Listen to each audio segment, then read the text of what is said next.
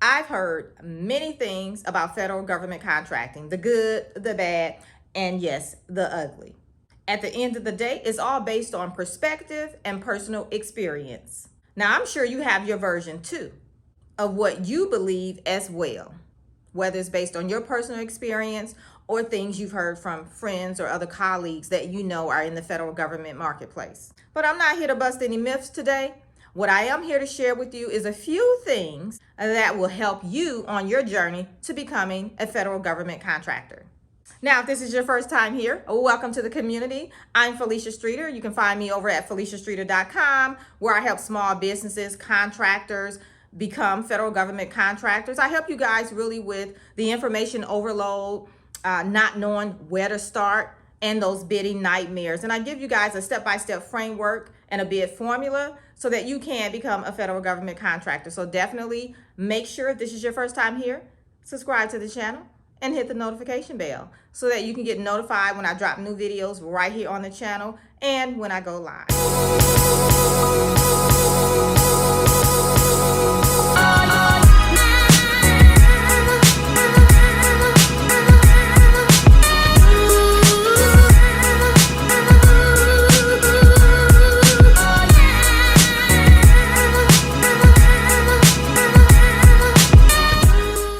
I've helped thousands of students get on the right track and overcome those stories that they've been told, although I'm pretty sure the story wasn't fully told, to becoming a government contractor, knowing the steps that they need to take. So are you ready? All right, here we go, getting straight into federal government contracting 101. Let's start with what the federal government agencies are looking for. Now, here's the thing. If you're taking notes, you're going to want to write this down. And if you're not taking notes, you're going to want to write this down, especially if you're just getting started with federal government contracting.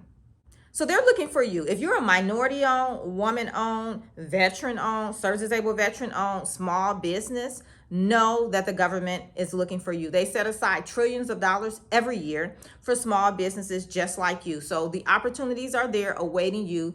They just need to be able to find you, and in turn, you find them. In addition to you being the minority-owned, woman-owned, they're also looking for companies that are stable. So you have your financial house in order, okay? You have cash flow in your business. You're able to complete the work. You have the money to complete a project. If you're providing a service, okay, you need to be able to get to the project, right? So that's going to cost money to get there. If you're going to be a supplier and provide a product, then you need to be able to get the product. So no matter what you plan to offer to the government, just know that they're wanting to see that you have your finances in order. They're also looking for businesses that have history, past performance. So you want to make sure you have history and past performance in your business, meaning that you've done work, okay? So if you're going to provide a service, you've done work in the past, projects, whatever, where you provided that type of service, okay? It's a little different if you're a supplier. So for this one, I'm talking about more so my service providers. You want to make sure you have some type of experience in the type of contracts that you're going to be seeking. You also want to make sure you have the right capacity. So they're going to look at your capacity to perform on a project. So if you don't know your capacity, you need to find it out quickly. And then you also want to make sure you're registered to do work with them. So now we're talking about your SAM registration. Your system for award management is the system that you must be in order for the government to award you a contract. So don't go out looking for a contract and think you're going to be awarded that contract and you're not in that system. Also, that's how they pay you. So I'm sure you want to get paid. So let's do it in order. Make sure you have your financial house in order as it relates to federal government contracting before you go bidding on contracts. All right, here's step 2 on where to get this information. So as far as your certifications, remember we talked about minority-owned, woman-owned, veteran-owned, service-disabled vet, and there's other certifications as well, disadvantaged business, you know, your state hub and your federal hub zone, just to name a few. You're going to apply for the certifications for which you qualify. So if you're looking at any state certifications, you'll apply within the state that you live. if you're looking at federal certifications, then you're going to apply through the SBA.gov. Now, there's other agencies that are also authorized to do certifications, so you can look into those as well. But just know if it's a state certification, then it's at the state level. If it's a federal certification, it's at the federal level. And so you'll go to state for state certifications, and you'll go at the federal SBA for the federal ones, okay? So make sure you have all the certifications for which you qualify. They will be looking for that. The stability of your company will be spelled out. Trust me, it is going to tell the story within your business financial statements. So we're talking about you having an accounting system in place, you're doing your bookkeeping on a monthly basis, and you're able to generate financial statements. That will tell them the stability of your company financially. If you need to build up some past performance, start getting some experience in your business, definitely look at the private sector. I'm talking about commercial projects, residential, doing work for other small businesses, as well as corporate contracts. So you have a variety of ways to start getting some experience in your business while at the same time generating some cash flow. Now, we talked about capacity. You should know your capacity at all times. No one should know the capacity of your business better than you. Now, if you don't know the capacity of your business, you like, Felicia, what the heck are you talking about? Definitely check out my free webinar, 3 Secrets to Win Government Contracts. I'll put the link down below for you to go check that out. It's a free webinar. I break down capacity in more detail, and you will leave that training knowing what your capacity is or how to go find out what it is, okay? And then SAM registration. Remember I said you have to be in their system for you to award them, for them to award you the contract. So that's your system for award management. We all like to use the acronym SAM. So make sure you're in that system, and that's one of your first steps that you're going to do as you prepare your business to become a federal government contractor. All right, I want you to comment below. Do you know your business capacity? Yes or no, no or yes. Let us know down in the comments. You don't have to tell me your capacity. Just a yes or no will do, whether you know it or not. Now, again, if you're new to this, I know one of your concerns is, well, what about competition? And everybody's afraid of competition for some reason. But let me just say this.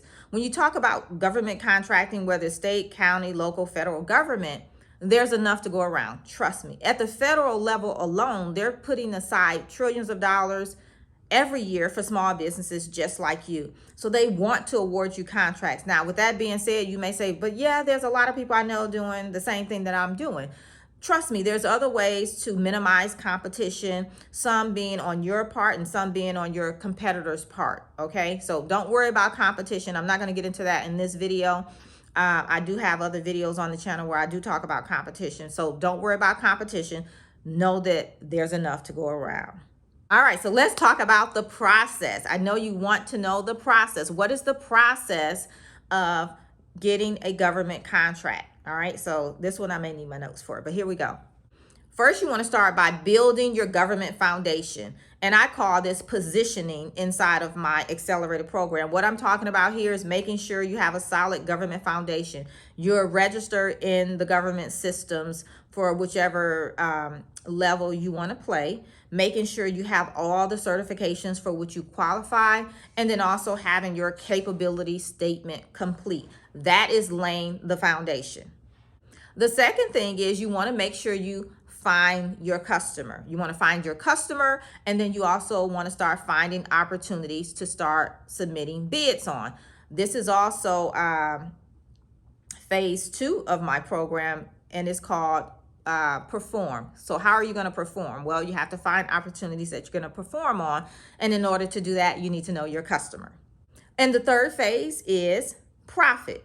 Bid and profit, right? We want to make some money in this. So you need to know the bid process. How are you going to bid the opportunities? All right. You need to be able to find the opportunities. A lot of times we just call them solicitations. It could be an RFI, RFP, that kind of thing, but solicitations. Okay. You need to know how to read the solicitations, break them down, pull out the requirements, and then take that information and put it inside of your proposal along with your pricing, right, in order to submit it to the government to be considered for the opportunity. So you need to know how to, let me just say this again, price, and you need to know how to write your proposal. That is phase 3. Now, after that, of course, you're submitting. The next thing is, okay, so you have a solid government foundation. Let's recap. You know who's your customer. You know how to go find the opportunities to bid, right? You know how to bid the opportunity. The next thing is start building relationships. Okay, so now we're talking about phase 4 and partner. So you need to start building relationships. How are you going to do that? You need to get out and mingle and meet people. All right, I don't know if you guys can see my tummy here, but I'm gonna step back just a little bit more, because you know, like I like to say all the time, you need to get that warm and fuzzy feeling right here in your gut before you start getting into relationships with people, teaming arrangements, God forbid, joint ventures. Make sure you have the trust factor is really what it's all about. Making sure you guys can trust each other. You have that open communication. So you want to have transparency. And I always like to refer to personal relationships when we start getting into these business relationships as well. Some of the same rules apply. Okay, you have to have that trust, because let me tell you, when you start having a lot of money on the deal table, people can change. I'm just going to leave it at that right now. I'm sure I talk about that in other videos here on the channel, so you can check those out. I've even shared some of my stories of teaming arrangements and things like that, so you can go check those out if you feel the need. Now, where do these people hang out? So now that you know your customer, you know, you want to build a relationship, whether you're thinking, okay, I'm going to be a prime contractor with the federal government, state, local, county, or maybe you want to be a subcontractor up under a prime. Whatever it is, you need to start building relationships with them. And the way you do that is you have to go out and meet them, right? Have conversation, start building that relationship. So at the federal level, you know, we have our matchmaker events, we have industry day events, and then we have where a lot of times they will come out to other associations, events, and things like that, and mingle and build relationship that way. So whatever it is, pick a couple of places you're going to start hanging out where you know your customer is hanging out, so that you can start building relationships. And just here's a little sugar for a dime, if you will. If you're thinking you want to be a subcontractor up under a prime, then if you get out and start networking with them, a lot of times they'll already have projects going or coming up, that when you build that relationship, it's a quicker way to get to cash flow and some experience, because they already have the opportunities and they can sub some of the work out to you. Let's talk about some free resources. Who doesn't like free resources? Now, disclaimer, I'm just going to tell you, yes, these free resources that I'm getting ready to share with you, I used them all in the beginning. They didn't get me very far. Maybe you'll have better luck. But I also know a lot of students that come to me after using these free resources, they still need help in maybe the bidding process, okay? Or how to do teaming arrangements and things like that. So use the resources for what they are. It's a free resource. Understand that these people that are providing these free resources are working with thousands and thousands of people on a daily basis. You know, they have a list of people, appointments, and things like that. So it sometimes could take you a month or so to get in with them. It just depends. So just understand that it's a free resource. Use it for what it is. All right, so here we go. You have your SBA, all right, the Small Business Administration. You have people there that will help with government contracting and provide information. You also have your PTACs, I can't think what the P stands for right now, but it's called the PTAC. Okay, you can check out your PTAC centers as well. You can check out SCORE. You have your Small Business Development Centers. All of these different agencies are set in place. They're free resources that you can use as you know, even if you're starting a business, you don't even have to be getting into federal government contracting or state government contracting at all. But these are free resources set aside for small businesses to help you in building and growing your businesses. I've seen that they do have a lot of entry level seminars, workshops, and things like that they'll put on. And then some of them even provide where you can speak to someone one-on-one by making an appointment. My personal experience of what I learned working with these agencies is that they will answer your questions. Now, they're not going to sit with you and help you put together a bid or write your proposal. That takes hours and hours to do that, and they just don't have the capacity themselves to do that. but they will try to help you and answer any questions that you ask. What I found is they will answer the questions that you ask, but they don't provide more than that. Okay, so if you're just getting started, sometimes, and maybe this is just me again, you don't know the questions to ask. And so there's always this gap in what information you've asked them and they provided you the answers, but really knowing the questions to ask to get you to that next level. So let me tell you, if you're in the bidding process, pricing, writing proposals, understanding solicitations, you may very well need more than the free resource. Now, I do have another free resource. It is my resource, okay? You can, on my blog, on my website, I have a blog where I have a wealth of information on government contracting. So you can definitely check that out. I'll put the link below. Also, you have my YouTube channel, which is where you're watching this more than likely. So on this channel as well, I have a wealth of information on government contracting. So use that as well as a resource of free information that I'm providing to help you guys. Now, if you need more, then you're going to have to take it to the next level. Okay. Sometimes the free resources is enough. Most time it is not. Okay. Not just my personal experience. I've worked with a lot of clients and it's been their experience as well. But I didn't want to shortchange you and not provide that information to you because everybody's at a different level. Some people are just, they're not really committed to getting into the game of government contracting just yet. They're just, seeking free information. So I wanted to give you those resources. And then we have some people that, they're ready to make it happen and they want the step by step. They don't want to chance it and, try to piece things together and make mistakes along the way that prevent them time-wise from getting to their goals. So we also have resources for that as well. All right, so there you have it. I've just shared with you a few things that you need to have in place and need to know as well as you begin or continue on your journey to becoming a federal government contractor. You have some things in place that I've shared with you today that you can go out and take action like now. So if you were stuck, you should be unstuck. Whether okay, here's the next thing I need to do. You may not know how to do it, but you know what the next step is that you need to be tackling in your business to get to the finish line. Okay, so focus on that. All right. If you'd like my help on your journey to becoming a federal government contractor, I do want to invite you to check out my Government Contractor Accelerator program. I'll put the link down below for that as well. And in that program, we walk you through the 5 phases that I've shared most of those here with you today, but here they are. Phase 1 is position. Phase 2 is perform. Phase 3 is profit. Phase 4 is partner. And phase 5 is pace.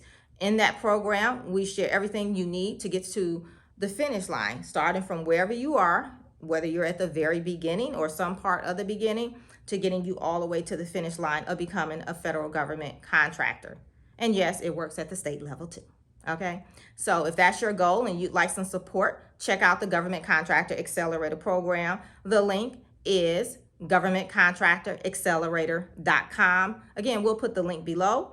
Don't forget, subscribe to the channel, turn on the notification bell, and like this video. All right. So I'm so glad to be back here sharing with you guys. I can't wait to see you next time. But until then, remember, you're just one contract away. Bye for now.